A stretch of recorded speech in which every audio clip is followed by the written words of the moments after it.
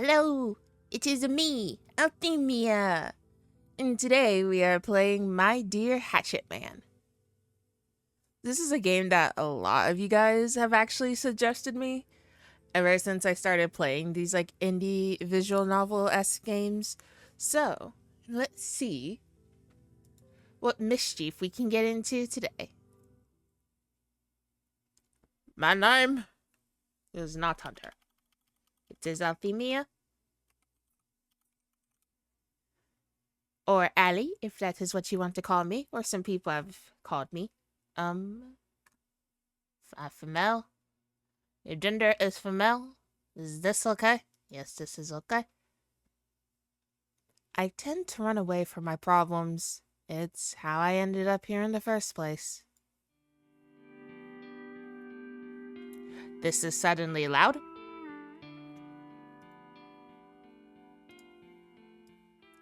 Down you go.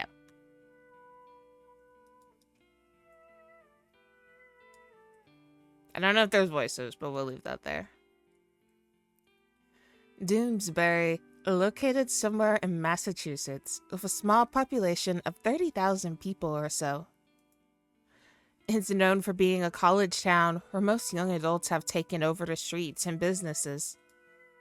It's got a rich history, from cryptids to devil-worshipping cults. If you were a gang of crime-solving teams, you'd have your work cut out for you. Cryptids, you say? I think I fit in very perfectly here. But the townspeople revel in the mystery, urban legends, and strange folklore. Considering how quiet the town was usually, anything that was a break from the monotony gained notoriety. Many people, especially families, would come and dump their kids for spring or summer break. I'm guessing that's just common? You know, a boomer's worst nightmare. I dug my claws into this sleepy town, attending Doomsbury University. For the past few months of my fall semester, to settle, I fell into a routine. Eat, sleep, study, repeat. At first, I was excited to come from the next town over. Receiving that acceptance letter was the best thing to happen to me. I was handed a new life, one way more different than who I was. I wanted it more than anything. So once the chance was given to me, I took it. Hook, line, and sinker. I was doing fine for a while, but it was hard to make friends. I was isolated, and the only times I left my house was to grab a slice of pizza or some coffee from the cafe. I sort of trapped myself in this cycle. Sometimes I wouldn't bother to eat and slug down sleeping pills. To say this move wasn't going smoothly would be an understatement of the century. It's not like I hate it here. Maybe I was just doomed to be miserable no matter where I went. I mean, I'm much happier here than where I used to be. That's not saying much, though. I wandered into the woods, thinking that maybe a walk could wear me out, and I could catch up on some sleep. There was nothing fun about laying on my bed, disassociating until I passed out. So I decided to leave my cave for some late-night snacks from the local convenience store. Another staple of Doomsbury is the mystical and expansive forest that surrounds it. Wood trails that could take you to the many businesses and homes. All the natives knew the trails like the back of their hand, and I was so sure I did too. I was pretty familiar with my usual path on my walks, staring at the same fucked up sidewalks or kicking the occasional pebble along the dirt paths. Walking didn't take up too much of my time, though I wish it did. I wouldn't say I'm much of a nature lover, but the woods do look nice, especially during golden hour. I personally love the woods.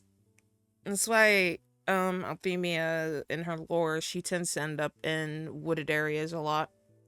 It's just a nice and peaceful spot to just relax in.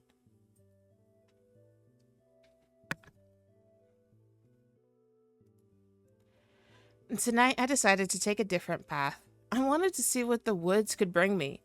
A shortcut, or maybe an epiphany, you could say. Maybe I could find a cool-looking stick from the ground and pretend it's a sword. I'll admit it, it doesn't sound like much, but given the circumstances, I have to work with what I got. Just being like a kid again. Like, I got a magical sword, and I'm gonna slay you, dragon. Nya. It was starting to get colder. I could tell by the numbness nipping at my fingertips. I jammed my hands into the pockets of my pants, trying to get some feeling in them. Oh, wait a minute. Where exactly am I? Oh, shit.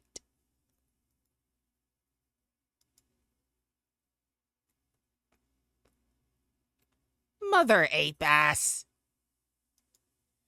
Well, this was just perfect. I'm all alone in the woods with no service, no sense of direction, and it's dark out.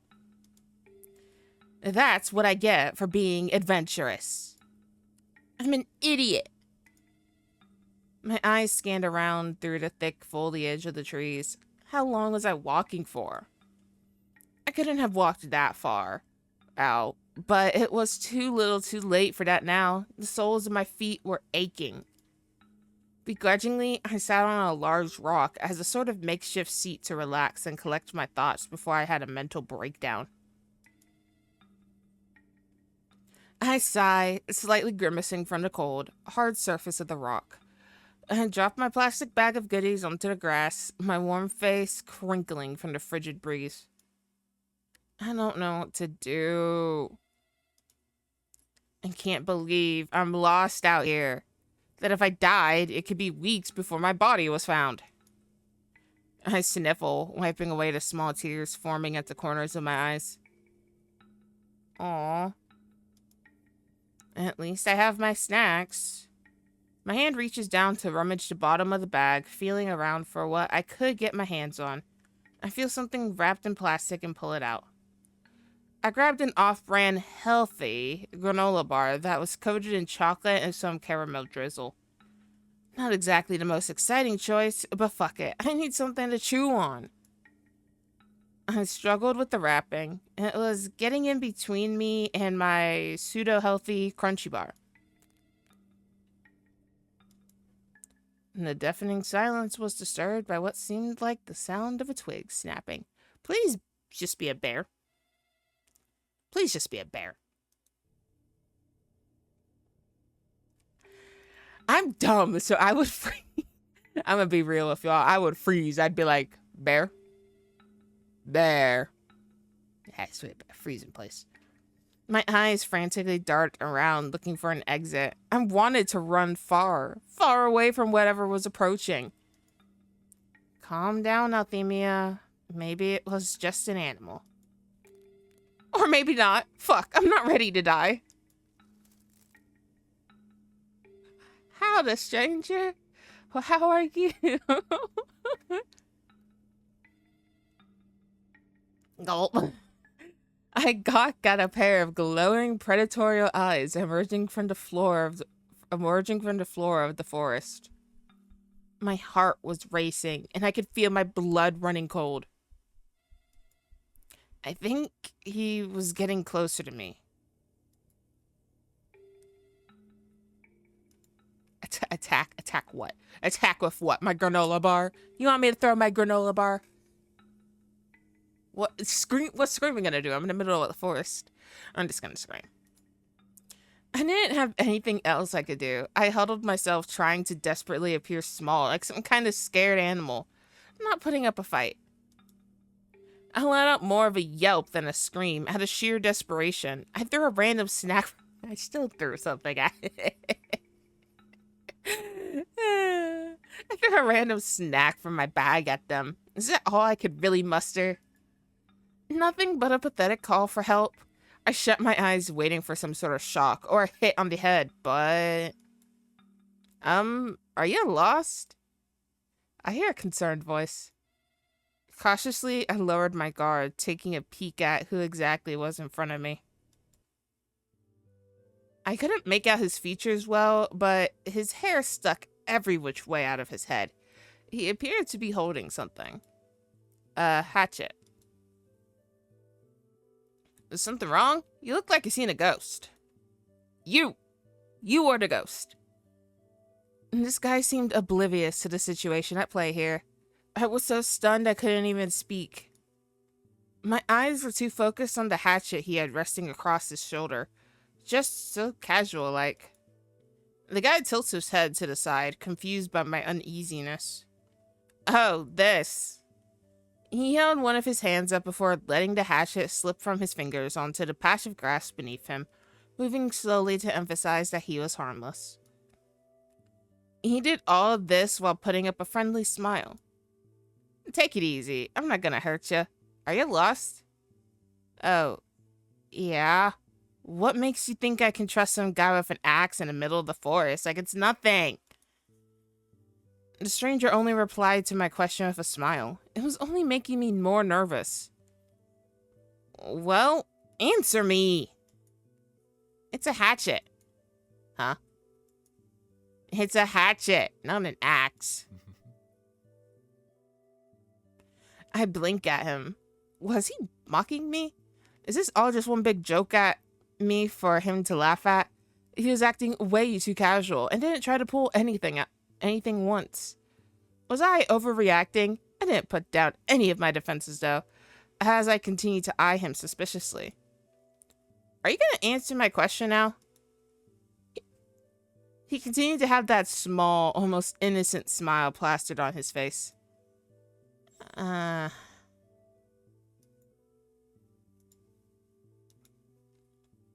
charmed you. I don't know. I'd say it kinda charmed me. Slowly, but still cautiously, I lowered my guard. However, my eyes stayed glued to him, waiting for the moment he may do something unexpected. Answer mine first.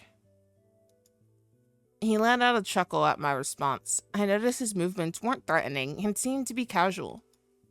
All right, I'll comply.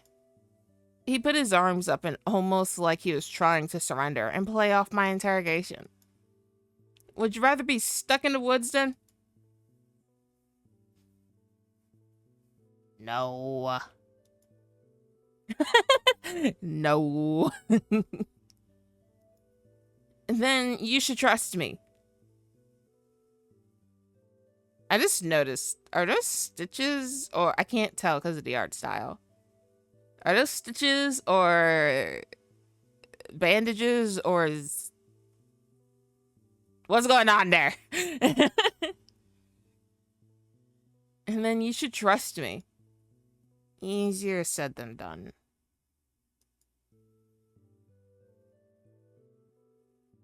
He placed a hand over his mouth, trying to hold back a chuckle at my snarky remark. Well,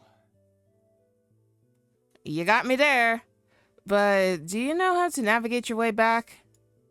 Do you? There's a small beat of silence before he raised his hand. He was wearing brown fingerless gloves. I know these woods like the back of my hand. You learn a thing or two when you live out here. I'll even walk in front of you so you don't feel all antsy. I took a few seconds to think over his offer. I didn't exactly want to be stuck here forever until my body got discovered by a search party or eaten by vultures. Whoever this guy was, he was the best choice I had for now. Fine, lead the way. He smiled at me, reaching down to the ground and picking up his sturdy hatchet, perfectly sticking out from the soft tufts of the grass. He swung the tool back on his shoulder. If I catch you doing anything remotely suspicious, I'll start swearing. I hear you loud and clear. He offered me his hand. I could barely make out the calluses and a few scratches from his hand. I was still a bit hesitant, but I took it anyway. It does look like he got hurt there. And those are like stitches or something. let's go. Let's get going and get you somewhere safer. His grip was surprisingly strong, but he wasn't squeezing my hand or anything. And the trees were becoming less dense the more we walked together, with the light of the moon guiding us through the foliage.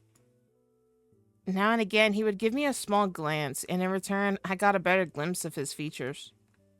Particularly, his eyes were the most noticeable. Both of them are a different color. I couldn't help but stare at them like I had spotted a rare creature in the wild. I don't think I've seen you before. Are you new around here by any chance? Yep. I was a bit caught off guard by surprise, not expecting him to bring up a conversation. I just realized I had been looking up at him without saying a word. Well, I moved from the next town over not too long ago. He perked up with interest. What made you decide to stay in a good old Doomsbury? I merely shrugged at him. I had lots of reasons for staying here. I doubt this guy wants to hear about my problems, and to be frank, he was a near perfect stranger.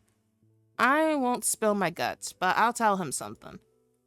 I wanted to get out of my bubble, to put it simply. Doomsbury University seemed like the best school for me. How's that going for you? Oh, you know. Perfect. Fine. Super. Oh, that bad, huh? How'd you know? I cringed. So much for being vague and mysterious. The guy chuckled more under his breath as he continued to guide me through the trees and bushes. We both stayed silent, occasionally shattering the silence with a small talk. He could tell I was uneasy around him. He seemed a bit sullen, like he had been looking forward to talking with me.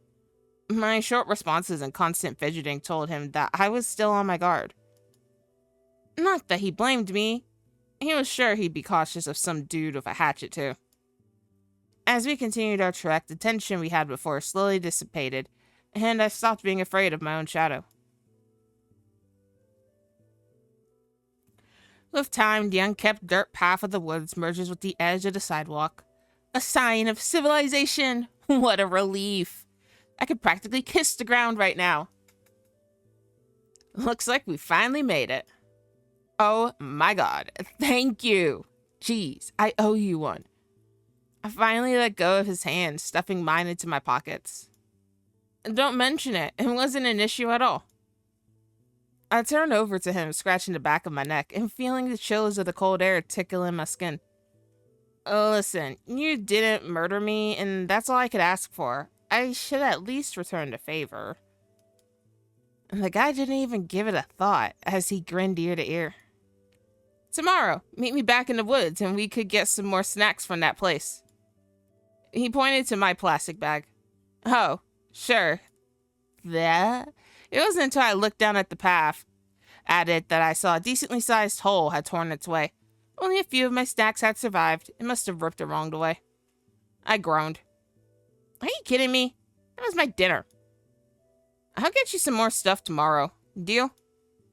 I looked at him with sad, tired eyes. He gave me a sympathetic smile for some reason.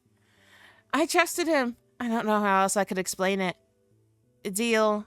And thanks again. I'll see you around then. He continued to stand in his place while I turned my back from the woods, walking into my neighborhood once again.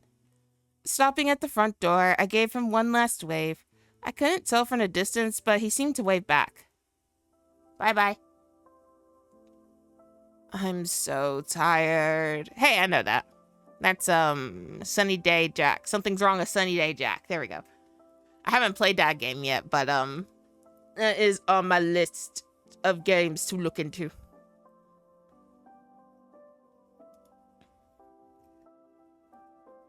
Like a little Vashta stampede. Oh my gosh. Little alien. Our laws are chipping. There's a box that says do not look. That box scares me. There's a little Bill Cipher. Exhausted, I immediately threw myself onto my bed, tossing the plastic bag on the floor. Finally, I can get some rest. God, my feet are already aching. How long did I walk? It seems incredibly late. My eyes, they feel heavy. Whoever that guy was... Wait, I didn't get his name. I'll ask him tomorrow. I feel heavy, like I can't get up. Something is on top of me. Oh God, how long did I sleep? I must have passed out and slept like a rock.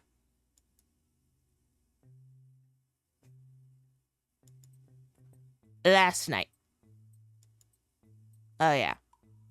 I got lost in the woods, met a strange dude after he scared the living daylights out of me, and he promised me some snacks for today. I feel some mix of comforting jitters sinking in. Well, it doesn't seem like anybody broke into my house, so whatever was on top of me must have been sleep. It hasn't been long since I moved in, and I wasn't exactly rubbing my shoulders with my neighbors, but I still talk to them. I never heard them mention anything about a man living in the forest. If they knew, they would have given me a heads up, and I probably would have reacted differently. Right? Something tells me maybe he doesn't live in the forest, in that, I don't know. Maybe he just doesn't live in the forest. Was I overthinking this?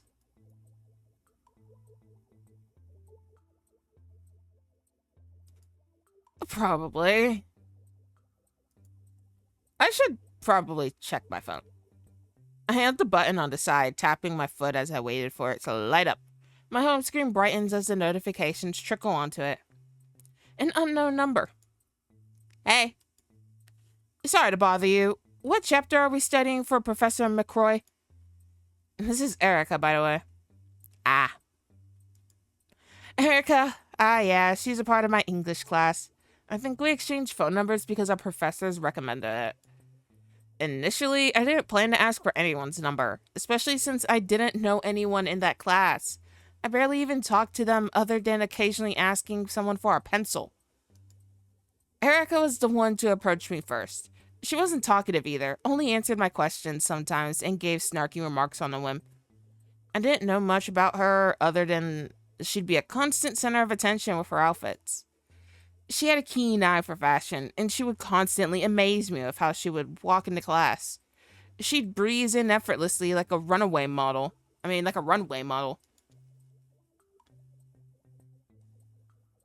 Some outfits were her projects for her fashion design class. Others were simply her wanting to look good that day. It was pretty surprising to find out that she was majoring in interior design. She'd be the cheekest interior designer, that's for sure. Erica seemed like she had her shit together, from what I could glean from the few times I spoke to her. Chapter 4. I send a text to proceed to let out a groan while dragging myself up from my bed. I would much rather sleep the day away, but I was promised snacks. It's been the first time in a while that I've been motivated to do something other than rot in my room. Damn. That's kinda sad. Thanks. I chuckled at her response. That was kinda cute. The to-do list says sleep, cry. Yeah, this is me as a college student. I am a college student. What am I saying? Before I go out, I need to refuel for today. I reached out to the fridge, pulling with a bit of force thanks to how janky the handle had become over time. I should get that looked at. Everything around this house needed some touch-ups, though. Maybe I shouldn't have turned down the idea of having a roommate. But I do enjoy my privacy a lot, and I wasn't keen on losing that anytime soon. The cool air of the fridge nicked the tip of my nose as my eyes searched for food. You need food. I need a sip of my dew.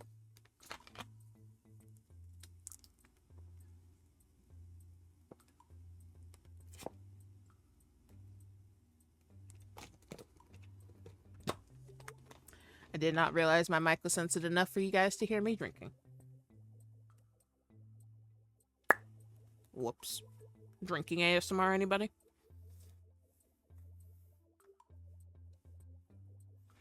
It was practically empty. Ah, eggs. Ooh, toaster waffles. But eggs. Toaster waffles. Eggs. Eggs. It's not much, but it's a classic staple for breakfast. Plain and simple. I don't have much to eat with it. A fried egg is the way to go then.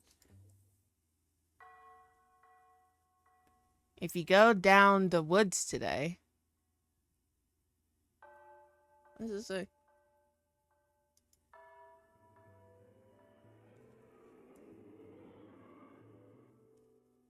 Hello, planes. I squeeze my eyes shut, feeling attacked by the blinding glow of the sun. It's too bright today. I walk to the other side of the road, frisking to the overgrown forest again. I stuffed my phone in my pocket. It wouldn't be of any use since my service couldn't reach in the middle of the woods. I walked through my familiar path, trying to remember where exactly the guy wanted to meet. He was pretty vague on the details, telling me to simply meet him in the woods. Not gonna lie, it just hit me how sketchy that sounded. I fell into a daze, walking until everything around me looked strange.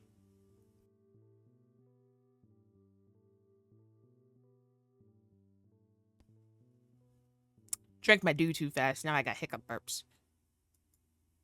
Well, that didn't take long. I guess I just have to sit back and wait for him to find me. Shit!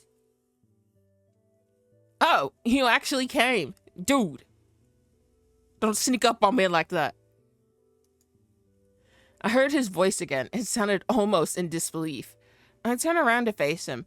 His eyes are wide, but a smile slowly forms. He seemed happy to see me. You thought I was gonna ditch you or something? Well, maybe? He laughs nervously under his breath, scratching the back of his neck. Like I said, I owe you one, and I want my snacks. I can't turn down an offer like that. I got a chuckle out of him, easing him more and more into a conversation. It soon subsides again into an awkward silence. I shifted my eyes around, trying to think of what to say next. Oh, I didn't catch your name, stranger. I didn't throw it. You cheeky. You cheeky. I'm gonna laugh. I'm gonna laugh at that. That was funny.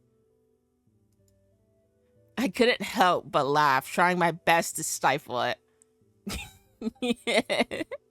Are you serious? Jesus, dude, just tell me your name. I struggled to finish my sentence. Every vowel would be interrupted by my laughing fit. It wasn't even that clever or funny. Alan. Oh. Alan? Yep. Alan Orion Constant... Let's try this again. Alan Orion Constance Odi Vimont III. Jeebus, that's a long name. And I thought my name was long. Is that really your full name? I squint my eyes at him. Really? Really?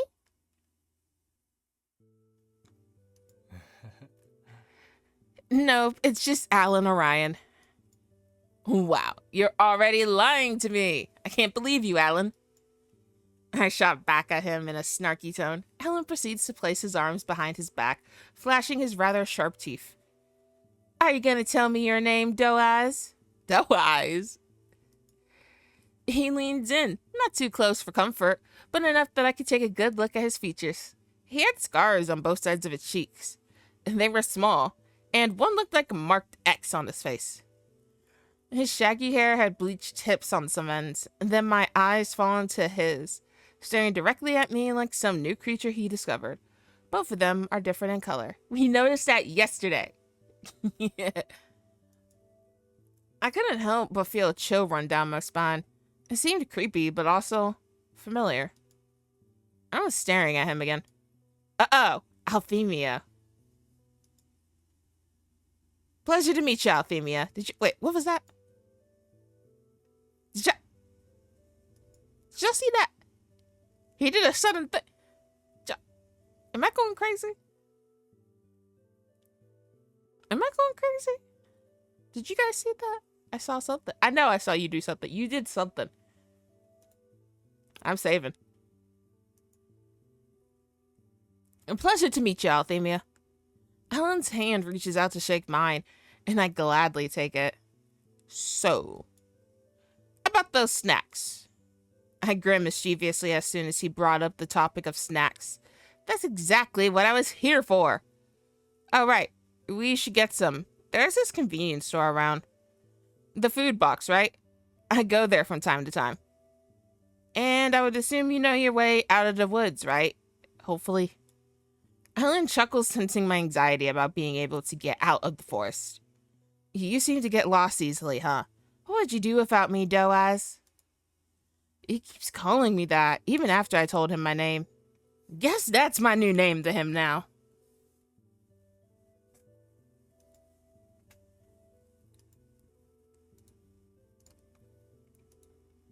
My face turns red. My eyes shifted around and I began to laugh. I was merely trying to brush off his comment. Come to think of it, I did find him to be cute. There was a beat of silence. All right.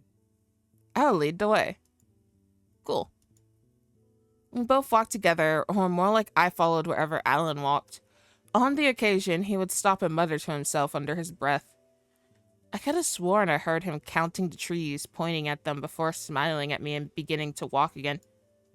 It made me curious about just how he seemed to know where we were, despite how far we walked. It all looked the same to me. It was starting to scramble my brain. So, what's your whole thing here? Huh? I mean, I'm assuming you live on your own out here, not anywhere in town. It's none of my business, but how come no one has ever told me about you? Alan looks up to the sky, giving some thought to my question as his arms drooped side to side as he walks. He didn't appear to be slowing down. I guess no one really acknowledges me or knows that I live here. Everyone here kinda keeps to themselves here, which I appreciate. Wait, do you not have any friends? Alan shook his head. Nope. The most faces I've seen are when I visit the store to restock on food. Family?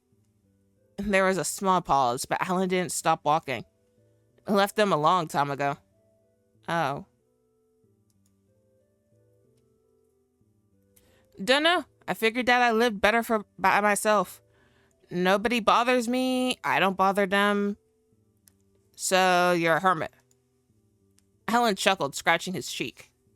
You could say that. I nodded, understanding Alan in a way, not wanting to interact with others, living peacefully out in the woods, and then a funny thought came into my mind. But you do realize that you were talking to me and joining in on a snack quest, right? Not very hermit-like. Did I break your zero human interaction record? Alan's eyes latched onto me, his lips tugging a smile. I guess you did. I don't mind you being my first.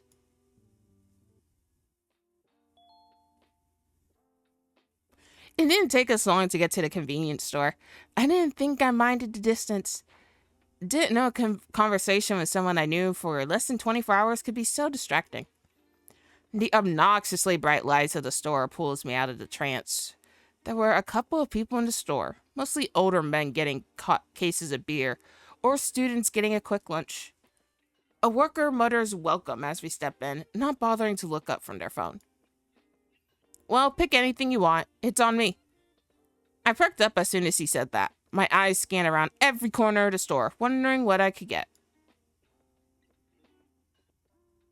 I want ice cream's gonna melt and get all sticky.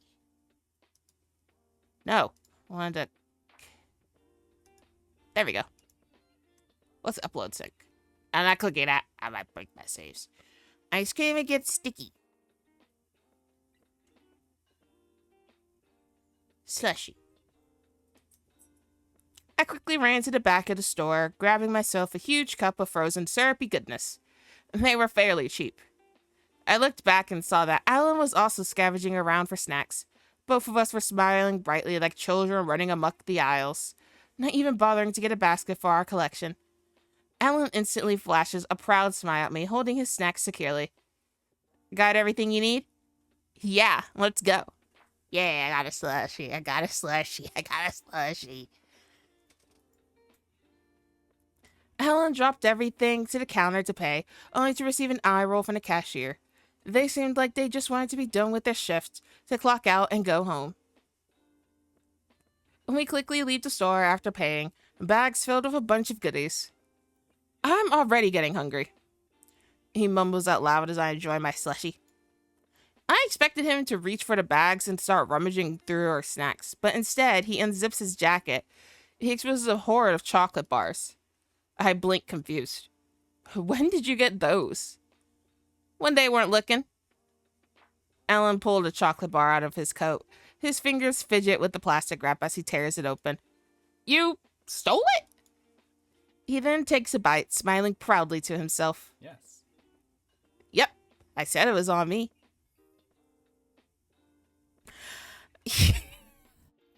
You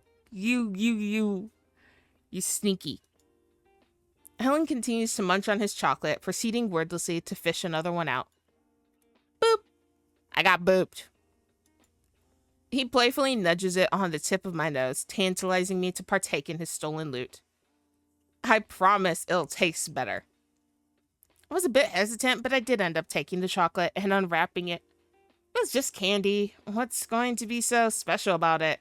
That's what I thought until I ate it. And he was right. It does taste better. I had laughed in disbelief. Wow, you were actually right. Holy shit. You see? Yeah. I still couldn't believe that he had stolen candy. While it was kind of impressive that he did it so nonchalantly and with ease, I still couldn't help but feel bad that he went out of his way to grab enough to share. I offer him some of my treat. You want some of my slushy? You want some of my slushy? It only seems fair, right? I motioned my slushy towards him. I was shaking it to signal Alan to indulge a bit. He tilts his head like a confused dog before getting the hint. Oh. He leans forward.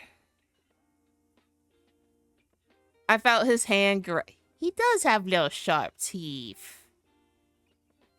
I felt his hand graze against mine, pulling me a little bit closer to take a sip. His lips smacked. He takes a moment to savor the taste. Slushy. Slushy good, yes? Then his eyes gaze up at me, staring with a smirk spread on his face, when I couldn't exactly pinpoint what he was trying to say, but my heart felt like it was pounding. Okay. You have good taste, Doaz. Okay.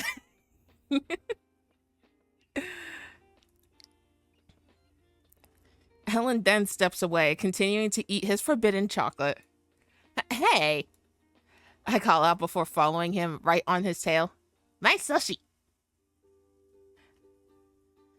We kept walking for a few minutes, our bag of snacks almost empty. The only thing left was wrappers and packaging. We seemed to have lost track of the time, as I finally began to notice the sun was about to set. It was really quiet, with only the occasional rustling of the leaves from the trees and the rush of the water growing louder. Martian Lake? Any aliens here? I note seeing a rather silly-looking sign of an alien. It's actually kind of cute. During my short time here, I had never visited the lake, but it was the first thing you would see when driving here. The crystal blue water and soft sand that almost looked pink thanks to the sunset caught my eye. Why did they name it that? There was a beat of silence, and I looked over to Alan, who seemed distracted. He was hunched over the sand. He seemed to be looking for something. Oh, from what I've heard, back in the 60s, people allegedly saw an alien walking around here. In a blink of an eye, the alien ran into the woods, and was never seen since. Sounds like a typical Doonesbury legend. I don't know, it sounds like the alien version of Nessie. And that tree right here, this tree looks like a mouse sideways.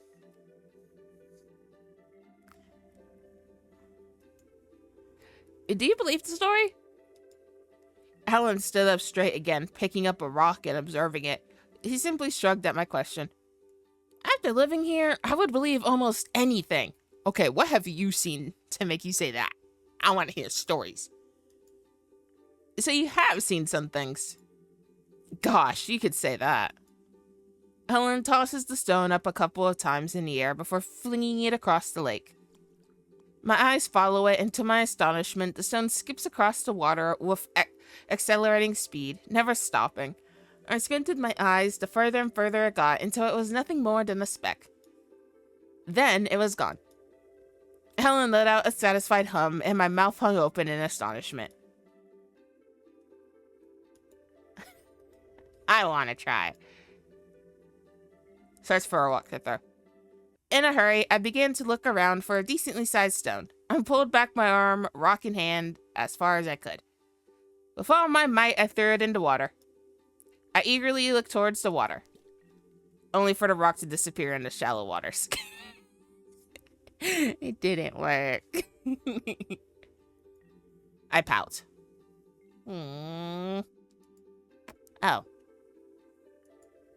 Aw, don't bum yourself out. I'll teach you, doe-eyes. Here. Alan approaches me, picking up a random stone as he did. He examined it, turning it over in his hand. You can't just use any rock. It has to be very flat. And there's gotta be a little nudge for you to place your fingers and grab onto. Then he grabs my wrist gently, handing me the rock and places it in the palm of my hand for me to hold. Now, before you do anything, people tend to throw it like a frisbee. Don't throw it with your wrists. Sling your whole arm. I'm like doing the motion. I focused, taking into consideration what Alan told me. I felt a lot more confident in this throw. I take a deep breath and toss it again. I did it! I did it. I did it. I did it. I did it.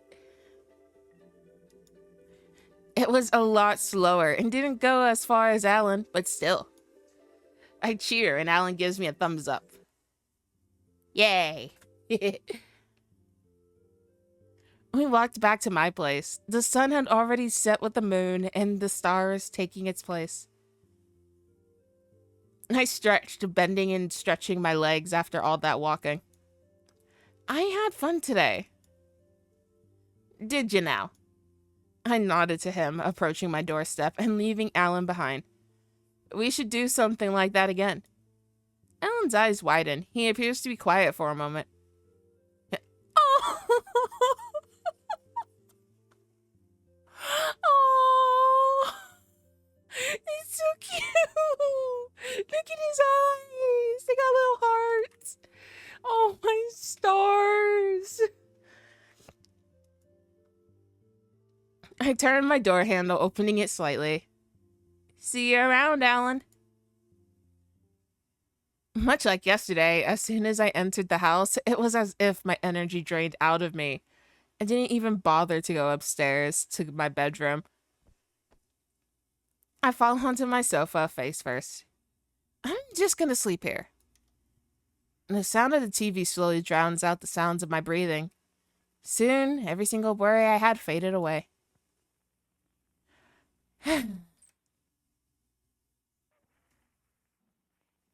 Hello? Oh, wait, no. Thank you for playing the beta of my Dear Hatchet Man. We're gonna leave this there. I can't wait to play more. I'm already in love with this man. He's so adorable. That face at the end just sealed it. I was like, oh, the little hearts in his eyes. He was like, I finally found someone that likes me. I love him. He's so adorable. Okay. But thank you, love pups, for watching this episode. If you like what you're seeing, click that like and subscribe button. And I will see you, love pups, in the next episode. Bye-bye. Love y'all.